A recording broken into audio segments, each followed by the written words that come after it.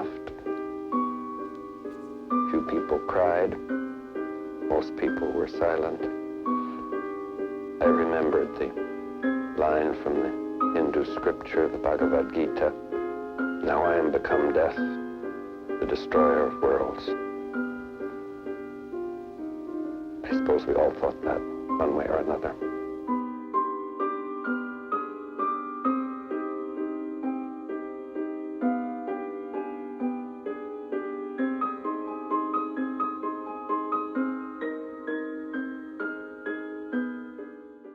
On July 16, 1945, the U.S. government's detonation of the bomb Gadget at the Trinity test site marked a pivotal turning point in weapons testing. While the initial detonation caused no harm, the damage done to the environment and nearby residents due to the radioactive fallout was neglected.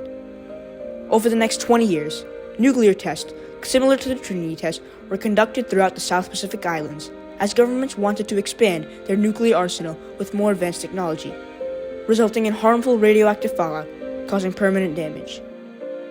However, the residents of the South Pacific Island saw the harm that was being done to their people and homeland. They led the fight for nuclear non-proliferation, and this activism spread across the world, resulting in over 86 countries withdrawing from the use of nuclear weaponry. The origins of nuclear testing date back to December of 1938, when German physicists Otto Hahn and Fritz Strassmann made a shocking discovery in their lab. In an experiment, they bombarded uranium atoms with neutrons of a radioactive element. When struck with neutrons, they saw that the uranium nucleus would split into two, releasing a tremendous amount of energy that had never been seen before. Physicist Leo Szilard caught wind of this discovery and assessed the threat of it. Seeing the sheer power of this technology, he knew that under Hitler's reign, Germany would attempt to weaponize it. Szilard had to warn the US government of this, so he contacted renowned physicist and close friend Albert Einstein to help convey the importance of the message. On August 2, 1939, Einstein and Szilard wrote a letter desperately urging the US government to enact a program to research, test, and build atomic weapons as a refute to Germany's advancements. President Franklin D. Roosevelt received this letter, and in response, he founded the Advisory Committee on Uranium, whose main purpose was to inform the government of any further advancements. As the atomic race began, Germany continued its invasion of European countries.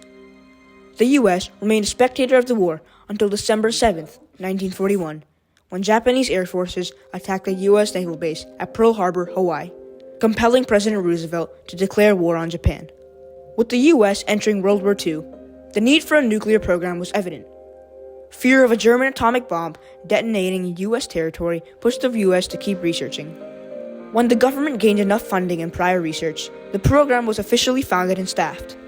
Named the Manhattan Project, 3 main sites were constructed.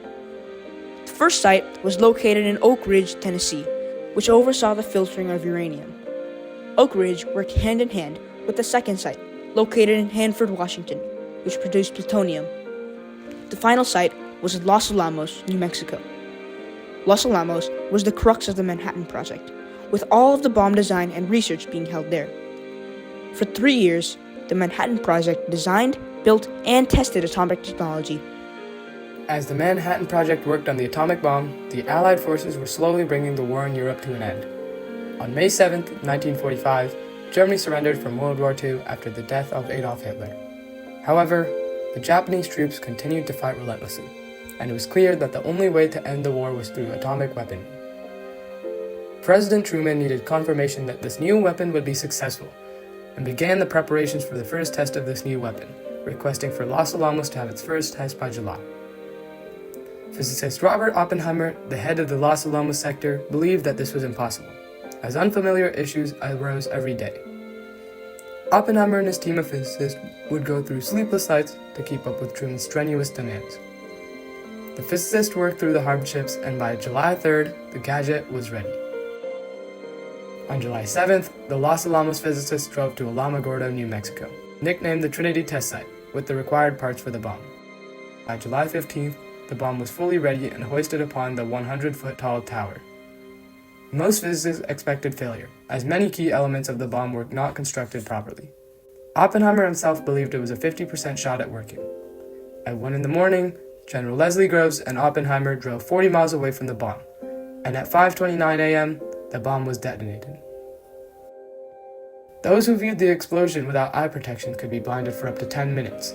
They described the initial explosion as a bright light with the intensity of the sun, and as the fireball rose, it was seen as changing colors. Oppenheimer fell into relief, whispering, "It worked." After 3 years of relentless work, the scientists felt triumph for the first time, celebrating the successful test. The dawn of nuclear testing had arrived. The first ever nuclear bomb had been detonated successfully. Nuclear testing became widespread, as governments believed they required nuclear weaponry to stay safe from stronger countries. But nuclear testing posed a devastating threat that was overlooked: the resulting radioactive fallout. The Trinity test, which caused no direct harm from the blast, produced a deadly radioactive fallout. It was 10 young girls around 13, 14 years old. The young girls thought the ash falling from the sky was snow in the middle of the New Mexico desert.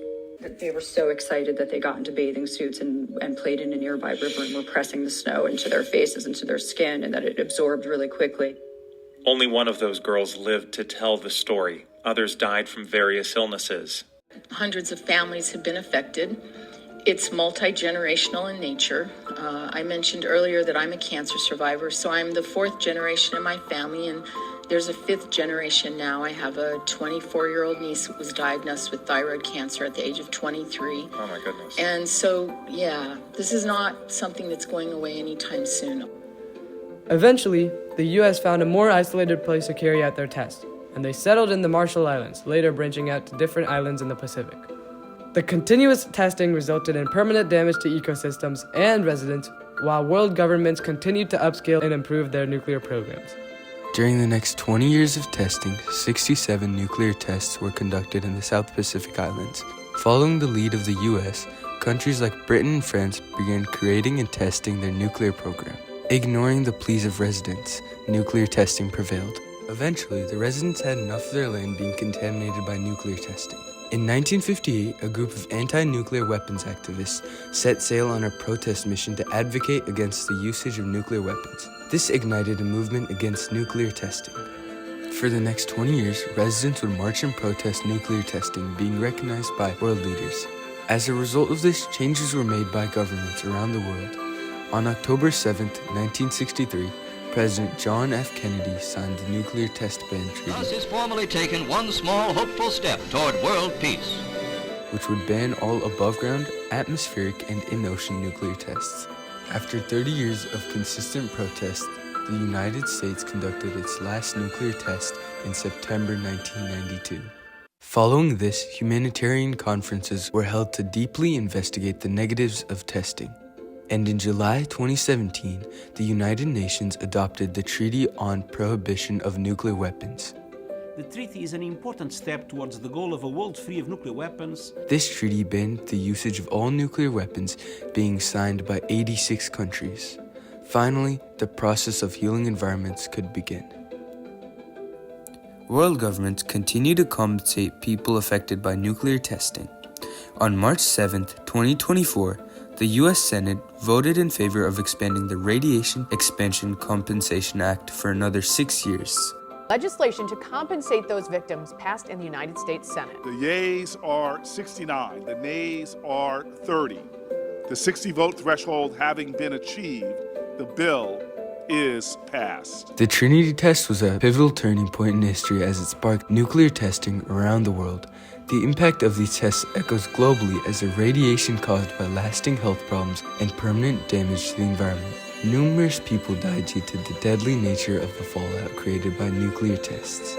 Constant protests resulted in a ban of all nuclear tests in many countries, and countries like the US, France, and the UK have initiated large-scale cleanup effort, and people worldwide continue to push the government to continue to clean up in hopes that one day nuclear testing and its lasting negative impacts can be fully eradicated.